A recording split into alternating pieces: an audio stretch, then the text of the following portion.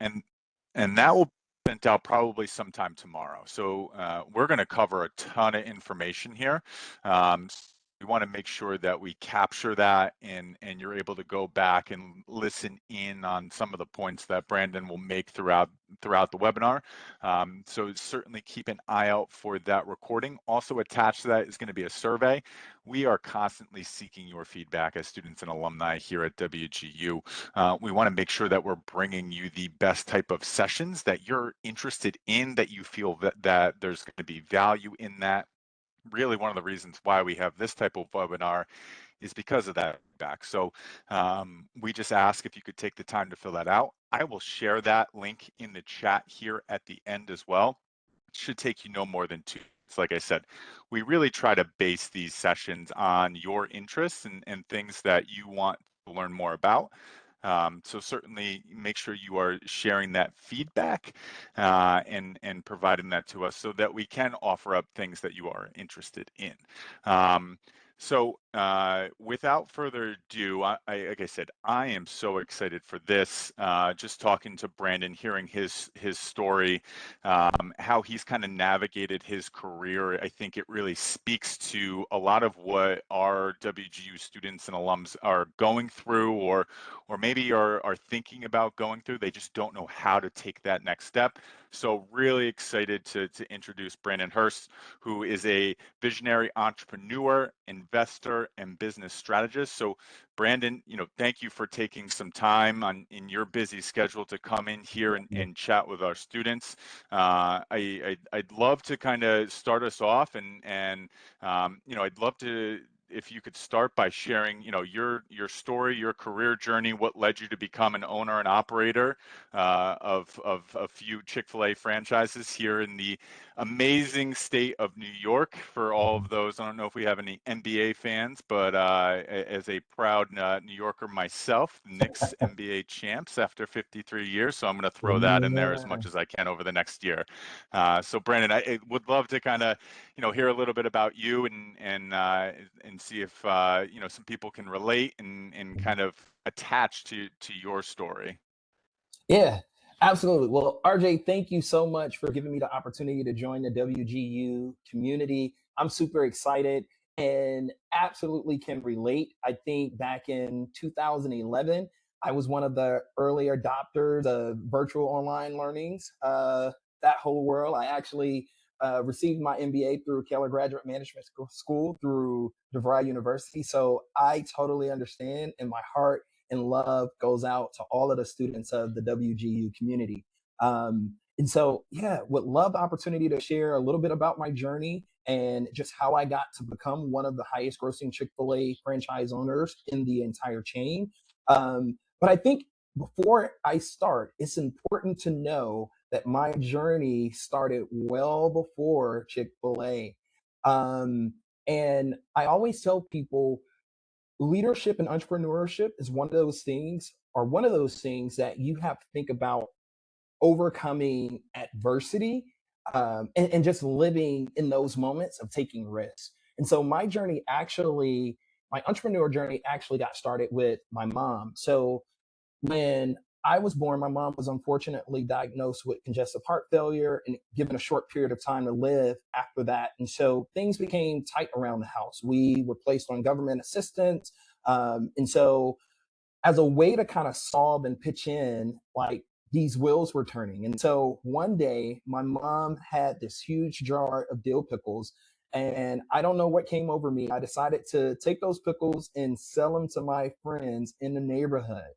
And so my mom comes home and she's like, Brandon, what happened to my pickles? And I said, well, Mom, I sold them to my friends in the neighborhood. And so she kind of steps back and she's like, well, how much did you sell them for? And I said, 50 cents. Next thing I know, she said, smack across the face, boy, as big as those pickles were, you could have at least sold them for $1.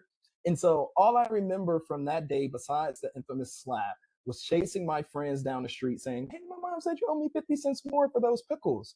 And that is where my entrepreneurial journey got started.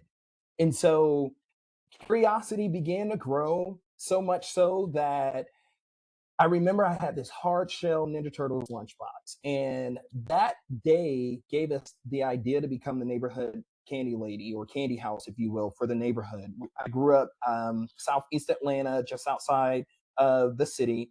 And when I ran out the door, before I would go and catch the school bus, and this is like elementary school, I would grab a handful of blow pops and bubble gum and stick them in that lunchbox and take it to my friends at school and sell them. And that grew so much, and I started to do so well in that, that by the time I graduated high school, I was doing over $300 a day in sales and had 2 people working for me. So I think it's important for people to know that Brandon J. Hurst always had that entrepreneurial spirit. And so, unfortunately, I lost my mom at the age of 12. She eventually passed away due to her medical conditions. And so that kind of flipped life upside down. We moved to the South Side at that particular time to kind of get a fresh start. And so, talk about tenacity.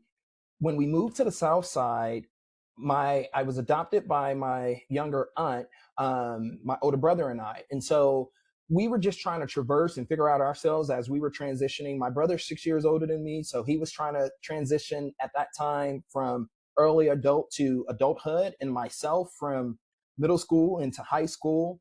And fast forward, at some point, we eventually lost our home and had to move back to the city. But I had already built a great community, had amazing teachers. And so I had to figure out a way to keep going because I didn't want to move back to the city. And so for the last 2 years of high school, I got and caught public transportation 2 hours each way just so that I could finish high school each year. Still graduated, top 20 of my class. But I share that to say these obstacles, these experiences already started to shape my mentality. And as we go throughout the interview today, you'll hear a little bit more of those themes woven throughout the journey. And so fast forward, it's time for me to graduate high school, and y'all had no idea what I was doing. I was the first gen to go off to college, did not have a whole lot of direction, but all I knew was that I wanted to go to school outside of Georgia. Could have went anywhere in Georgia. They had the Hope Scholarship. So I was grateful for that, but I wanted to see the rest of the world. I think that's important to note because, again, a spirit of curiosity is what helped me grow and get to where I am today. And so day before graduation, I still don't know where I'm going to college. And my grandmother calls me and she's like, Brandon, you got a letter from the Alabama State University. And y'all, here's the thing. I forgot I had applied to Alabama State. I think at that time I was just applying to so many different schools because I just wanted to get away. I wanted a new environment, just something new, and see the rest of the world. And so when she said, hey, they want to give you a presidential scholarship, I said, I'm in there. They want me to come for free. And so, mind you, I had never went on a college tour. I was just blindly applying to these colleges and university off the strength of my academics and just my tenacious story and hoping that someone would offer me an opportunity to come and join their university community. And I am so grateful that the Alabama State University accepted that. And so here I am, 2 hours away outside of Atlanta. I attended one of the greatest HBCUs in the country and started my life. And that is actually where I got introduced to the Chick-fil-A brand. I'm not sure if many of you can relate, but in undergrad, I was a broke college student. So I needed to figure out how to keep ends meeting, and how to make additional money. And I think one of the things to note was no matter what environment that I stepped into, I was always in a leadership role in some capacity. I got to Alabama State, ended up joining the band. The second year ended up becoming a drum major. The third year ended up becoming a co-head drum major. I joined several student organizations throughout that. And I also still had to work. Prior to me joining Chick-fil-A, had already worked in several other quick service concepts, right? So I worked at the McDonald's, Taco Bell's, Crystal's, or wherever you are, you may know Crystal's as like a White Castle. And so I was already familiar, but the thing was, I was not trying to build a career in quick service restaurant. My original aspirations were to finish undergrad, go to law school, and then go work on Wall Street. And so started working at Chick-fil-A, and that just completely changed my entire trajectory. what started off as a part-time opportunity to kind of help a broke college student turned out to be this amazing incubation of leadership and personal development for myself. And so I think when it was time for me to graduate, I had three options on the table. When it was time for me to graduate undergrad, do I go to law school? Do I stay at Alabama State? They had just offered to pay for my master's. And I had an amazing opportunity while working at Chick-fil-A to travel across the country and help train at brand new restaurants, all while still an undergrad. And so there I met a mentor in Chicago. This was when we first opened in the Chicago market. And I'm getting there and I'm training. And so this particular mentor sits down and he says, well, Brandon, I've been watching you over the last several weeks and you're really good at this. Have you thought about what you're going to do once you graduate? So I sat back and shared with him the same story. I want to go to law school, go work on Wall Street. New York is where I want to be. So he kind of sits back and he's disappointed. He's like, man, you're so good at what you do. Have you ever considered career options with Chick-fil-A long-term? And at that time, I had been working for Chick-fil-A now by at least 2 years. And that was the first time someone that sat down, that looked like me, shared opportunities beyond the four walls of the restaurant. And so right there, he said, why don't you move to Chicago and learn under me and let's see where that takes you. And so I told you guys about the three options: law school, stay at Alabama State to get a free master's, or go to Chicago to make $12 an hour. What do you think I did? 2 weeks after undergrad, I packed everything that I own and drove 14 hours straight to start a brand new life in Chicago. Did not know anyone. And so a lot of people would say, they ask those questions, well, what made you make that decision? And so I had kind of like this God moment. And these are things that just spiritually and naturally align for me, and that you have to sit down and listen. I had a freshman year professor that one day stopped me across the yard and she's like, Brandon, you've been on my mind a lot lately. And she reaches in her purse, she hands me this book by Dr. Ben Carson called Take the Risk. I kid you not, I cannot make this up. How did she know that in that moment I was in a fork in the road? Which option do I take? Where do I go? That I needed to read that book because my heart was saying, Brandon, you're young enough. You love this brand, Chick-fil-A. Why don't you move to Chicago? And if all else fails, okay, you can start over. You're young enough. And so as I'm reading the book by Dr. Ben Carson, Take the Risk, the essence of it says, oftentimes when we're assessing risk, we think about what's the worst that can happen versus what's the best that can happen. And so that's what I did. After I read that book, graduated undergrad, 2 weeks later, drove 14 hours straight to start a brand new life in Chicago. So I spent about 2 years, still completed my MBA program. Y'all, it was a mess. If I get to Chicago, it was the worst, best case scenario situation that I've ever could have been in. One, I'm in a brand new city. No one knew how to pronounce the name Chick-fil-A.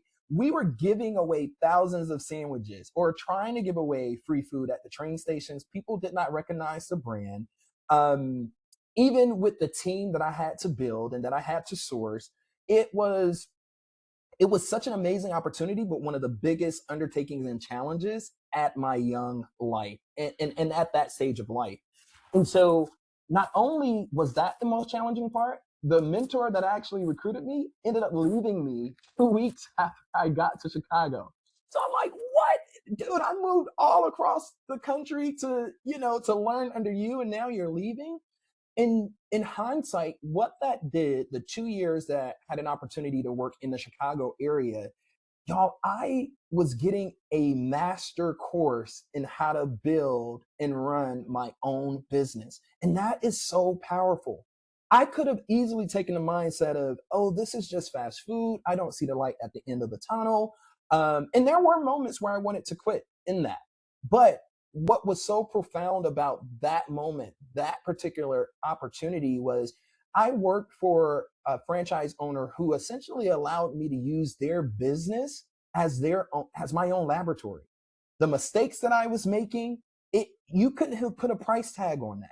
I knew sometimes it was costing him a lot of money, but the experience that I was able to gain from that in building a team of my own that reported directly to me, it was so powerful. Even an MBA experience couldn't have taught me the lessons that I was learning in the real time. And so from there, how I got to owning Chick-fil-A, right?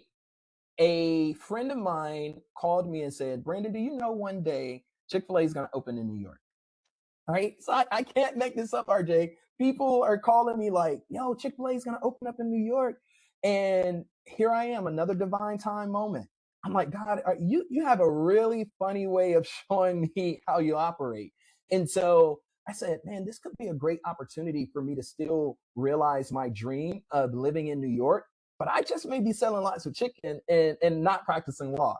And so fast forward, I completed my MBA and I joined Chick-fil-A corporate for a period of almost 3 years, where I traveled across the country, had an amazing opportunity to partner with other franchise owners across the country to help them launch their business. So another opportunity to just really become a master in a master student, if you will, of not only learning the business, but teaching the business. And I think that's so important and so crucial. So again, spent about 3 years doing that, consulting with franchise owners before I finally decided to put my name in the hat, open up my first franchise in downtown Baltimore at the age of 26. And that was Baltimore City's first downtown location. I owned and operated that location for almost 5 years before getting the opportunity to move to New York to open Brooklyn's first two Chick-fil-A's. And so what an amazing journey from what I thought was just a part-time fast food job that was going to put money into the pockets of a broke college student to now being one of the highest grossing franchisee across the Chick-fil-A chain. Um, all credits to God and just divine timing, for sure. Yeah. And now I hope everybody understands why, after hearing Brandon's story, that I asked him to come in and speak to all of us today. Because I mean, it's a truly remarkable story to kind of get a sense of as far as your mindset too. I want to dig into some Mhm. of that, but I mean, Brandon, kudos to you for that journey and kind of learning little bits and pieces along the way that have kind of helped guide you. I think it really speaks to you being a first gen college student, working while you were attending school with all those extracurriculars, and then presented with those three options and really taking that risk. And I Mhm. want to get to the theme of like betting on yourself. So that term, like, what does that mean to you, and how has that mindset influenced your career? Oh man, RJ, that's such a great question, man. You're gonna have me spilling all of the secrets of my upcoming book before it's released in January. But no, so to that theme, betting on yourself. If you could not hear that particular theme resonate throughout my story, then I don't know. I probably would be questioning if you were listening all the way. Right. So here's how I've kind of phrased that in my life now. And there's three important yeses that I would say, and that kind of serves as a mantra in my daily practice, which is yes, I can. Yes, I will. Yes, anyway. Right. And so when you think about those aspects of my story that I had to bet on myself, I think about yes, I can. Yes, I can comes in, you lose your mother at the age of 12. Not only did I just lose my mother, I found her, right? I walked home from school, and it was just another ordinary day. And I opened the door. There she was. She had just suffered, literally, body still warm. She had just suffered a massive heart attack. Talk about your world being flipped upside down. And when you think about statistics of saying, hey, now this person has no guidance. Now this person, I didn't, at the time, I didn't have a father figure in my life. And so my life could have been completely different, but I still adopted a yes, I can. Yes, I can overcome this. And then when you think about just the experiences that shaped me through college, right? The yes, I will mentality. I remember when I went to my academic advisors and I told them about the decision that I was going to go and take a fast food job in Chicago, and they pretty much did everything but laugh in my face. And so I remember having to have that conversation of, hey, yes, I will go and pursue this opportunity and be successful. And here's the thing, success isn't linear, but there were moments in a mindset that I had to really try to take and make that strategic bet on myself of, yes, I will. And then when I think about the early age of 26, opening a multi-million dollar franchise, never had any business ownership experience, and having to say yes anyway, not having all of the answers figured out, not knowing if I were going to be profitable the first day that I opened my restaurant, etc. But I still had to adopt that mentality of yes anyway. And even in my current life, right? I shared with you, I'm writing a book. It's going to be published January 27th. And so yes anyway, because that's a new territory. I'm a first time author. So the messaging around yes anyway is the theme of making a strategic bet on yourself. And that is what you see. If I were a betting man, I would say any entrepreneur, successful entrepreneur that you study, they've had a moment of yes I can, yes I will, yes anyway. And those are strategic bets that they've made on themselves. No one ever has all of the answers completely figured out. And that's something that we know will always be consistent and that won't change. And so in my book, I attempt to share just various frameworks around what was my mindset in those moments that I was making those decisions. And with the hopes of the reader being able to take those same type of practical frameworks and work through their own scenarios. If you want to be able to thrive and survive in this world, you have to get comfortable with being able to take risk. Risk will always be there. And even if you fail, that is okay, because each failure should be treated as, what's the lesson that I'm able to learn from this? Even as a business owner now, I'm grateful that I've been able to be in business for myself for the last almost 15 years. Um, I still make mistakes. And when I'm doing new leader orientation, I always lead with that. I am not perfect. I will make mistakes. We are not a perfect organization. However, we have the spirit of being able to address what our mistakes are, make them fast, fail fast, learn from them so that we can continue to be a positive impact and influence. I love that, the fail fast mindset. I think, especially in people's different career journeys, like they just dwell on so many different instances, and I think that just gets them hung up, and I see that sometimes with our students or our alums. It might be, they might have been laid off from an opportunity where they felt like, hey, like I could really grow within this organization, and just taking that and treating it as a learning experience that you can really then proceed forward from. Like, I think people need to have more of that mindset. Yeah. um Here's another thing that it's sorry, Go go ahead. ahead, LJ.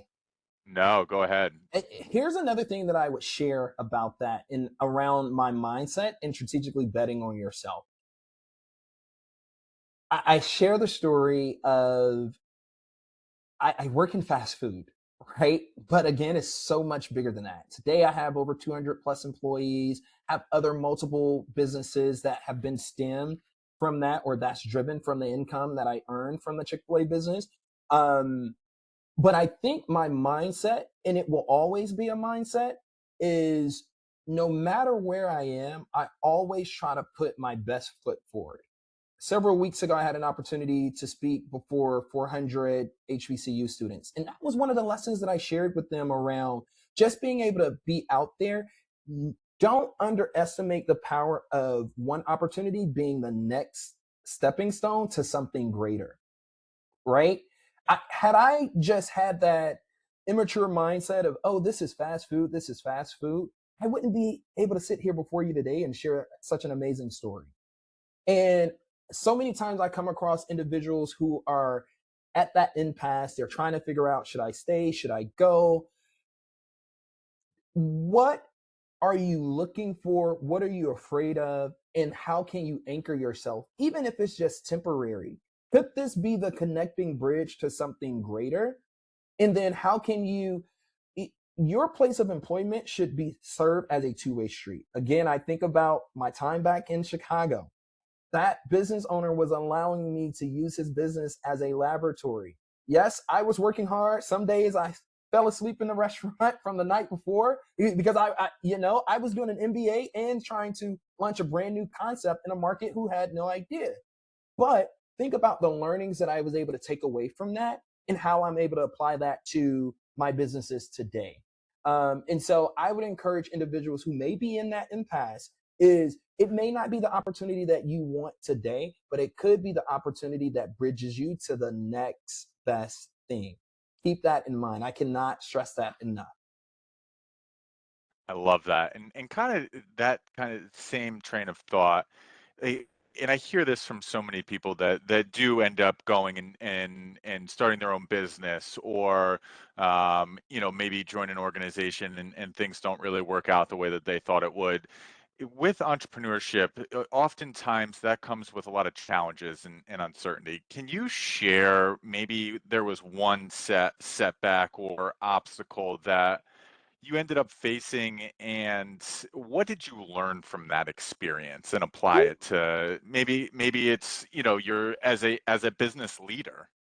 Yeah. Hey, how much time do you have? 'Cause I could I, share, I could that's what I share feel. so We could many. go. Yeah. I have I mean, so many so many experiences. questions. Yeah.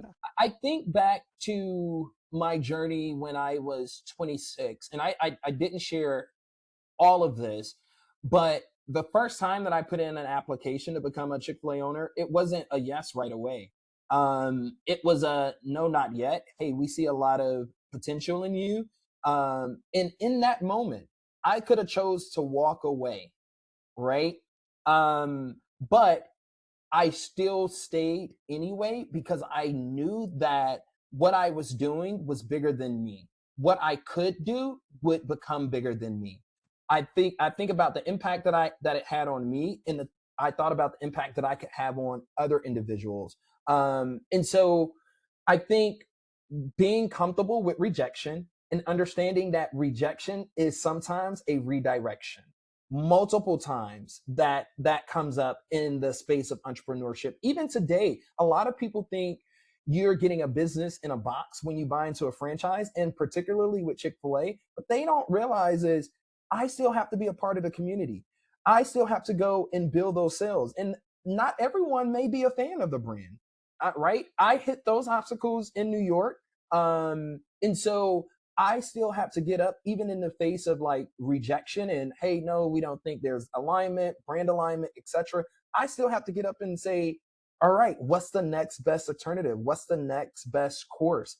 I think about that in my other business endeavors when I think about investments and the lessons that I've learned from that.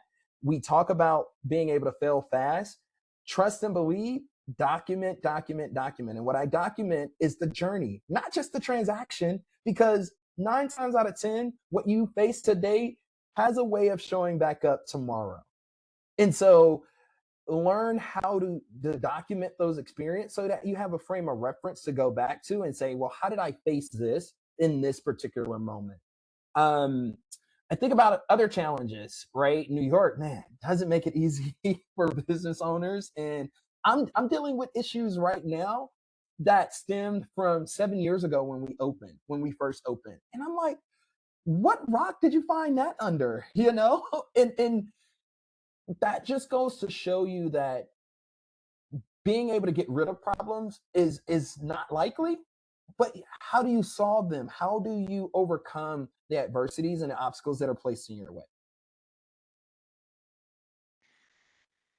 Now, I want to talk about like leadership and Mm. your leadership style.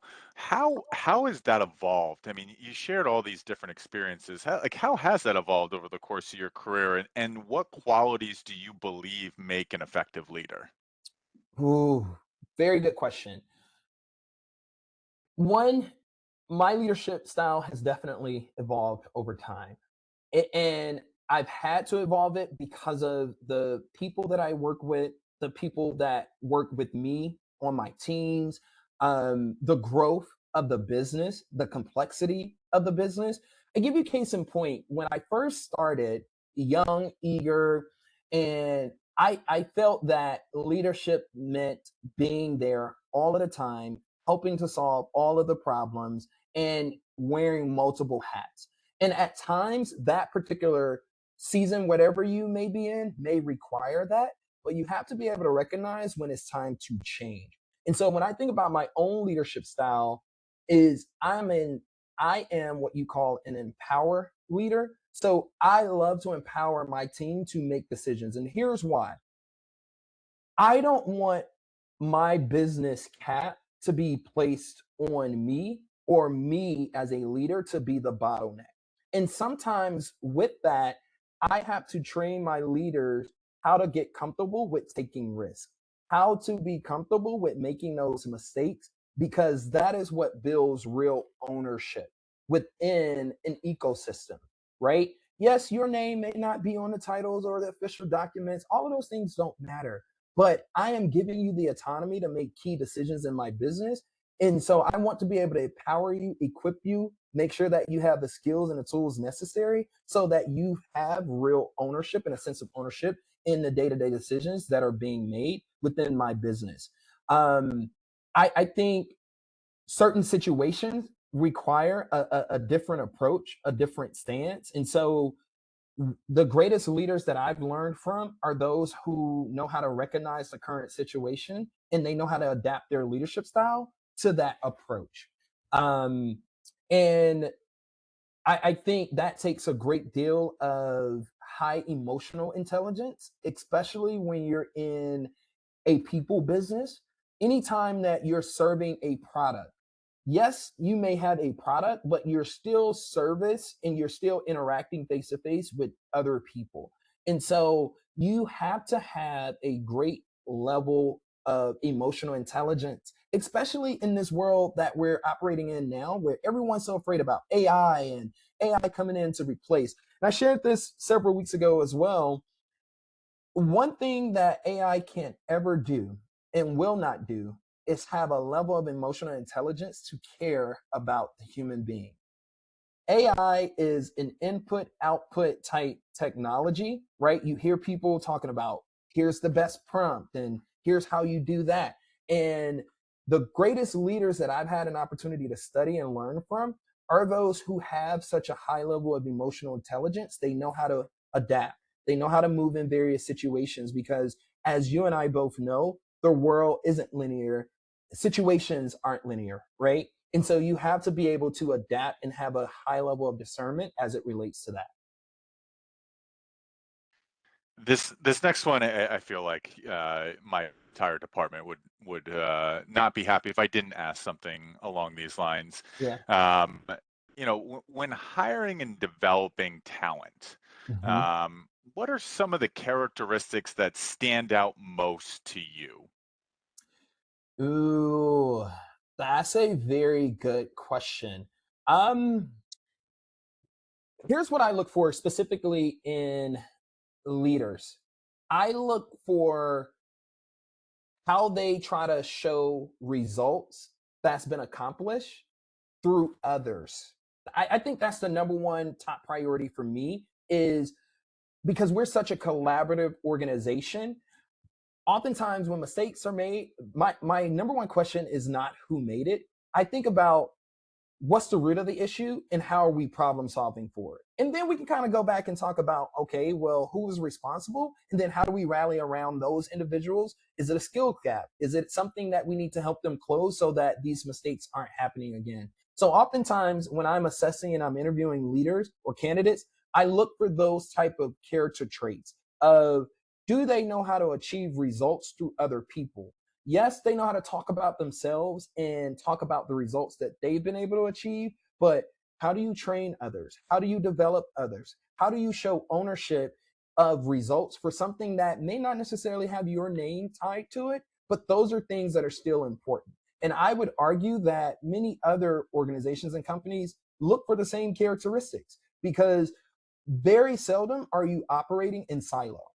Very seldomly are you operating as an individual. Um, here's another thing that I was reading this book by Liz Wiseman, and she talks about what she calls the accidental diminisher. And what this is the greatest leader in your organization who may have all of the best intents in the world.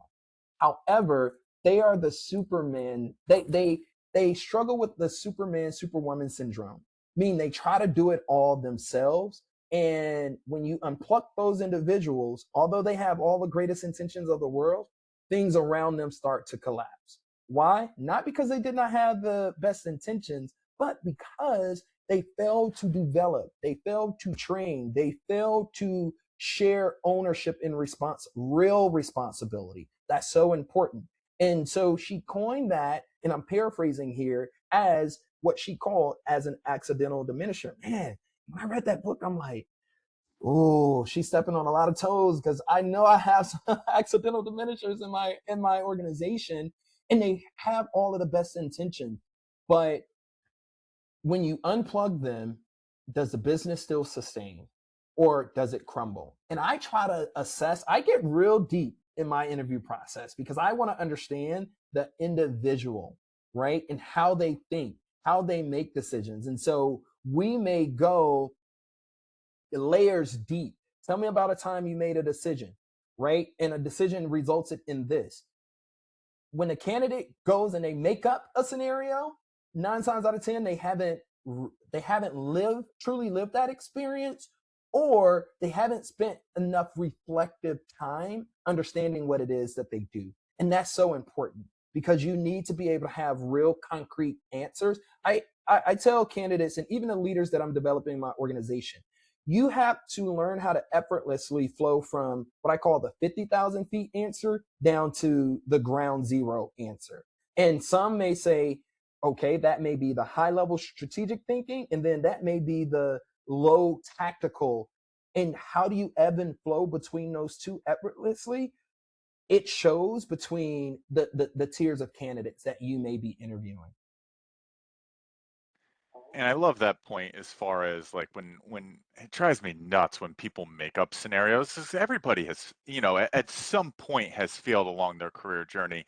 You're better off because, like, to your point, like, you've lived it. You have that understanding and that reflection period afterwards. So I just don't understand why people don't, they want to be the perfect candidate in Yes. that interview.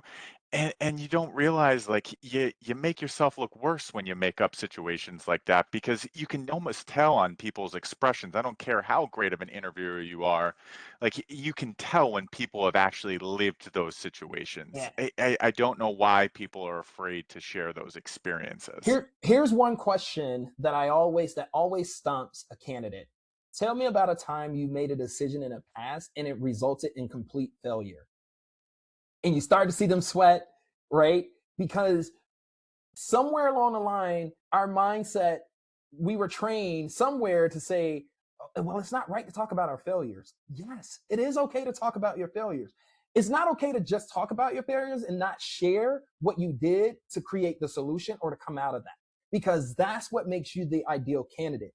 I Right. interpret that when you're able to do that well, this is a great person that is a amazing problem solver. I need those individuals within my organization, not someone that's always going to constantly come to me looking for a solution, but that's going to come with me, even if it's the wrong answer, they have something written down. They say, this is what I've started. This is what I'm thinking. Can you help coach me in the right direction? I always share that with my leaders as well. You can never come to me with a blank sheet of paper. If it's a problem to be solved, you have to have something written down already and at least attempted to solve, even if you feel like it's the wrong answer or it's going to result in failure. Because I can work with that. Can't work with the blank canvas. Right. No, I love that. What what advice would you give professionals who are looking to take that next step in their career? I hear this a lot from individuals that are interested in entrepreneurship. Uh, these individuals, they might be hesitant to step outside of their comfort zone. So, Mm. what advice would you give those individuals? Biggest thing that comes to mind is don't wait until you're ready. Don't wait until you're ready. Most meaningful opportunities will arrive before you feel prepared for them. And so if you're constantly waiting for the perfect timing, you're going to spend your life watching opportunities pass by. Growth happens when you step into those environments that stretch your capabilities. We talked about yes, I can, yes, I will, yes, anyway. Live in that moment. Yes, anyway. AI is advancing too fast. I may not know all of the secrets to create the best prompts. Well, so does the next person. They may be in the same situation, right? So, what are you waiting for? You have to adopt that mindset of yes, anyway, and understand that the opportunity today can be the bridge connector to the opportunity of tomorrow. And that's the biggest advice is don't wait until you're ready. Be humble, be hungry, be nimble.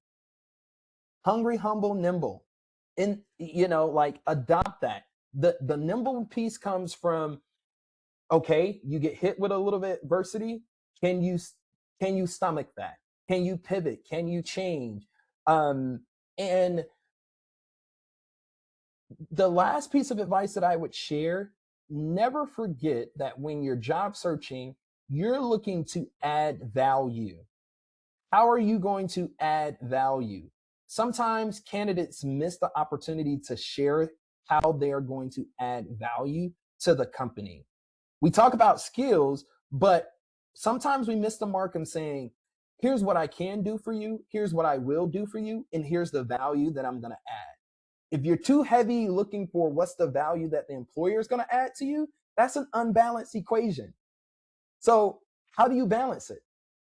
And hear me when I say, don't mistake that it has to be a balanced equation and get what you need from a company, but don't forget the opportunity to share the value that you'll be able to add for them. You got to be able to do your research and understand the type of company, what's important to them, what does value look like for them.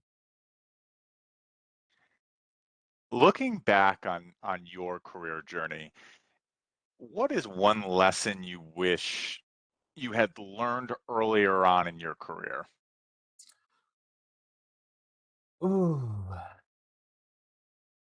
this will sound so cliche, but there's this old saying, if you want to go fast, go alone. If you want to go far, go together. And I think through my years of experience, my leadership journey, and some therapy, I've learned that I can't always operate in a silo of my own. And that shows up in some of my real world experiences today. And even with my years of experience, I'm still learning collaboration. Your network is what helps you go the furthest in whatever it is that you're trying to build. When you're thinking about networking, oftentimes our mindset goes to who knows more, who can, who can help me get to the next level. And we oftentimes miss who's alongside us. Think about a Mark Zuckerberg. Who did he create Facebook with? Right? It wasn't someone who was already there. It was a group of friends that were alongside him, and some of them may have been in the same scenario. And so when you think about networking, it's important to network not only above, but networking across as well.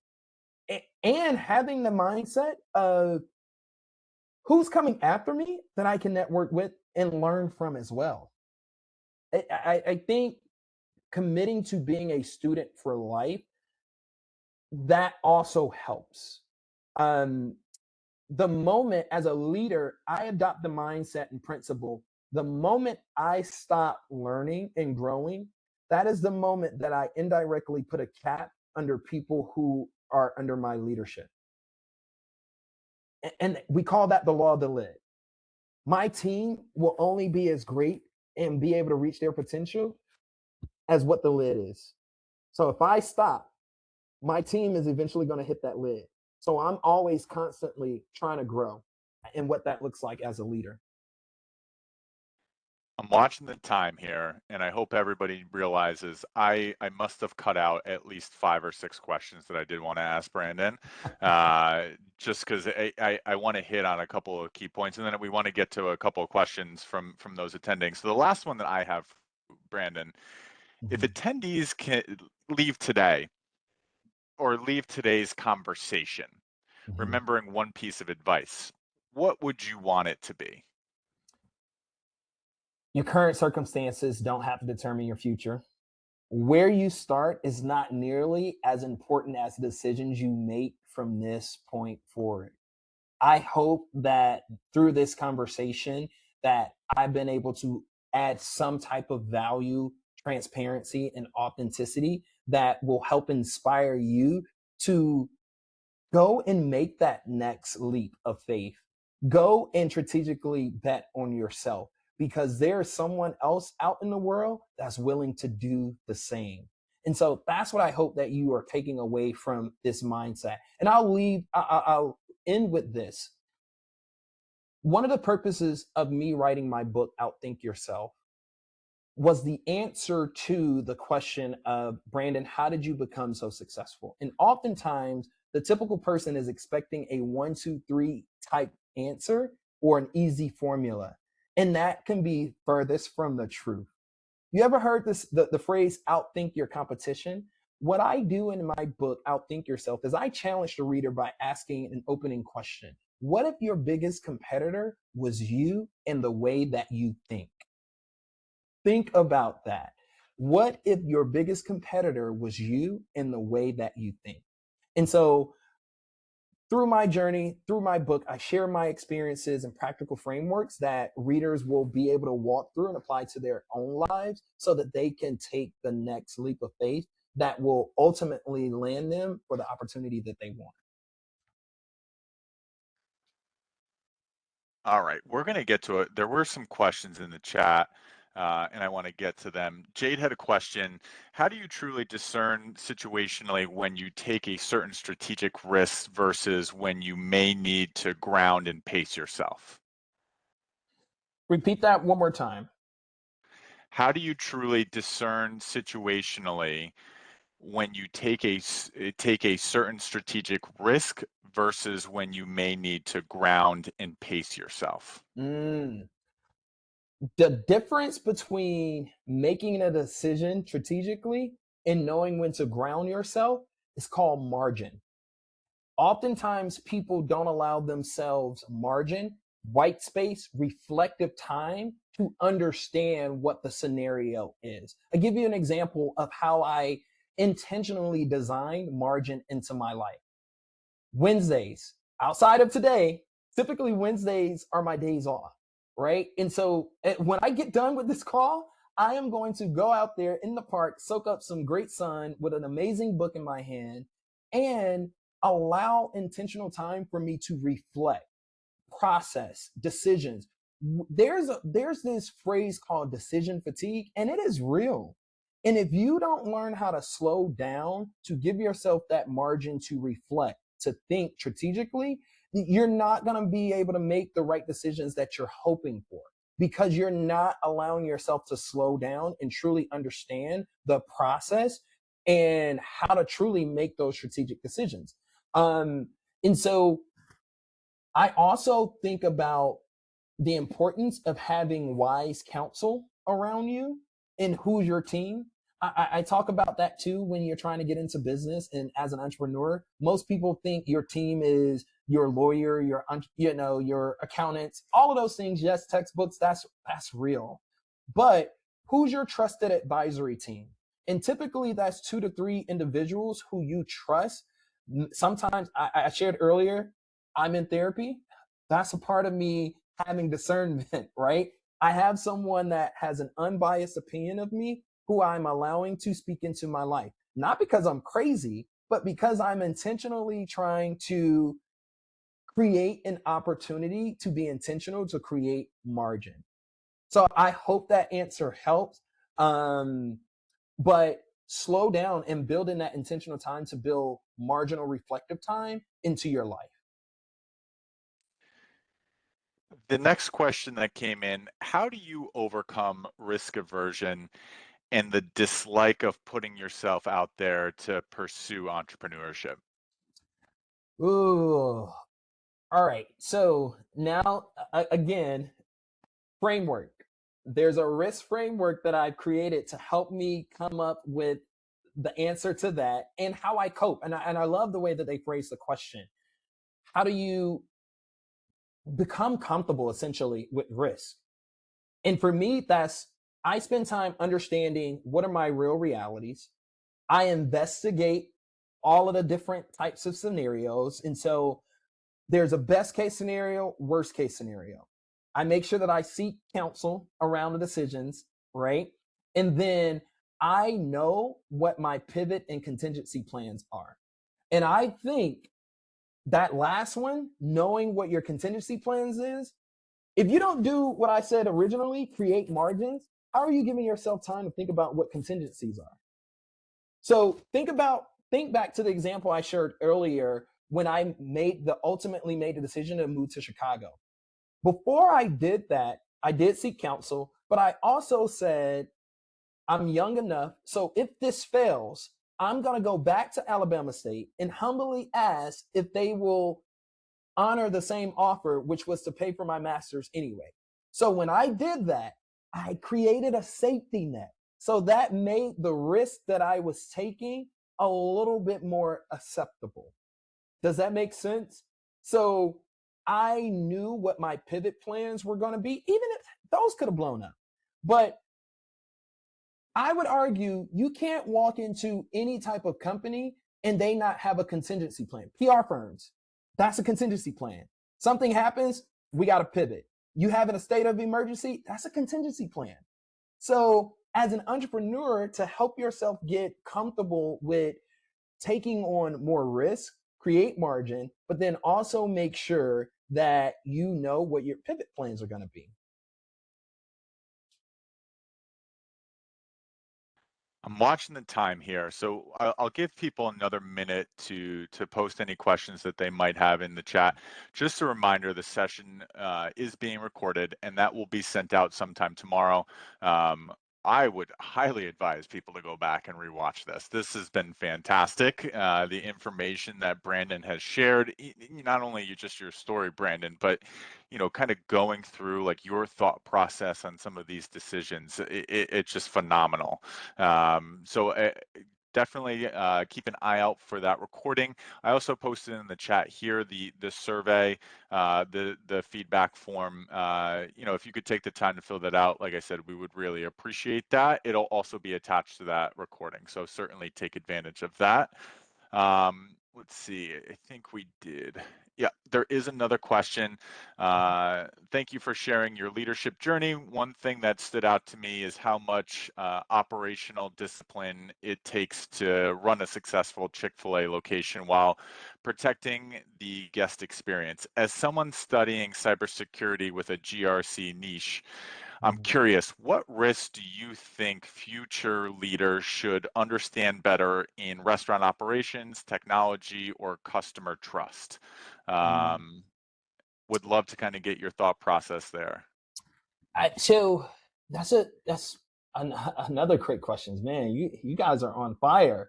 I think for me, as I think about cybersecurity and the risk that's approached there, one, I'm grateful that I have a great partnership with my franchise partner, Chick-fil-A. We have an amazing IT tech team who's thinking about that alongside me.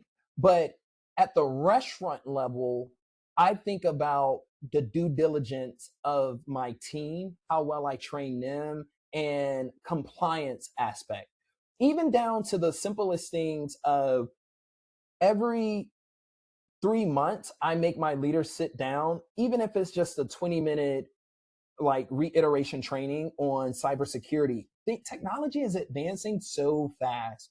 And this younger generation are so creative. My businesses, we've been subjected to fraud. You guys see the scams and things that are out there, especially with the app.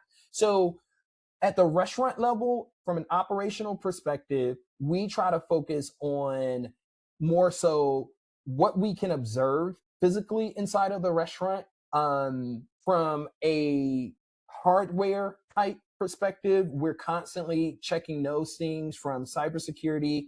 Um, and to that individual who posed the question, what I would also encourage you to think about, and anyone else that may be listening, right?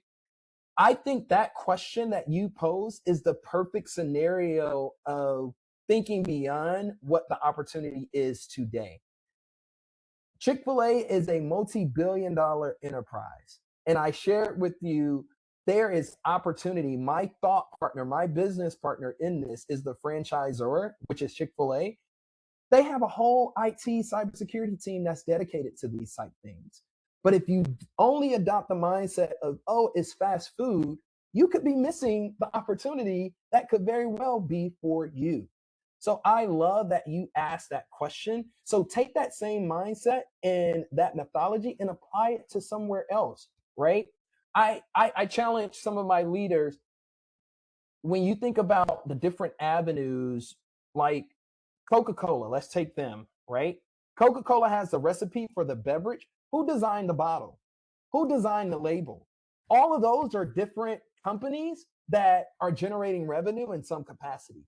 That could be a home. That could be a potential opportunity if you slow down, create margin enough to process those type things. Brandon, I can't thank you for joining us and sharing your insights, sharing your story. I would love to, where can people get connected to you and engage you moving forward? I want to make Yeah. sure that we give people an opportunity to do that. For sure.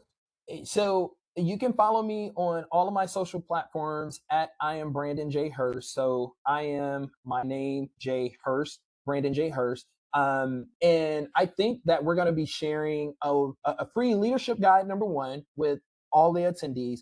But two, questions that we were not able to get to today or get answered.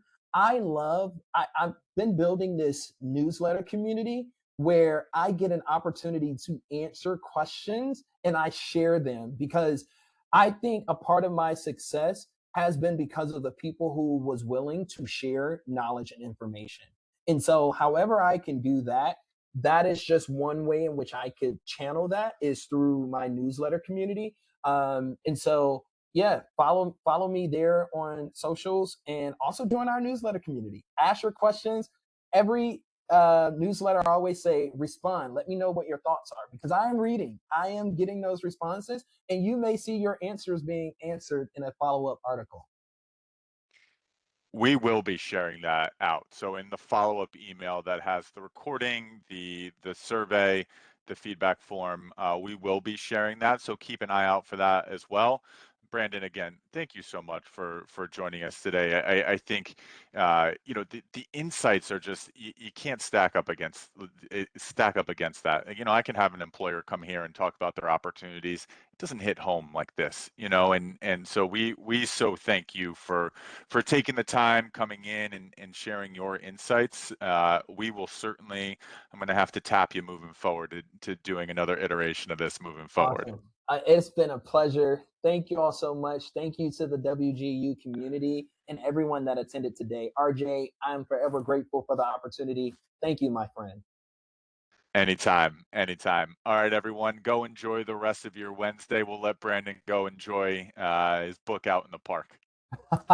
Awesome. Thank you all so much. Take care, everyone.